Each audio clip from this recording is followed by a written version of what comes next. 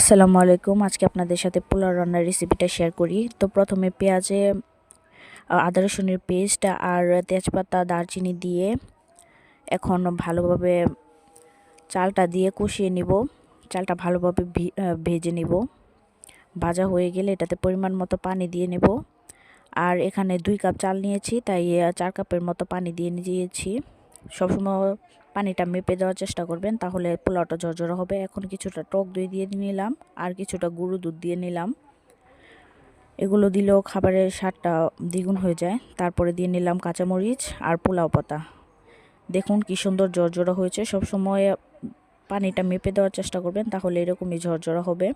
এখন শেয়ার করব রোস্ট রান্নার রেসিপি। তো পেঁয়াজটা ভালোভাবে কষিয়ে এতে গরম মশলা সব কিছু দিয়ে তারপরে আদা রসুনের পেস্ট দিয়ে দিব। তারপরে দিয়ে দিয়েছি এখানে টক দই, গুঁড়ো দুধ, তারপরে সস, তারপরে গুঁড়ো মশলা যা ছিল সব কিছু দিয়ে মরিচ দিয়ে কাঁচামরিচ দিয়ে নিয়েছি।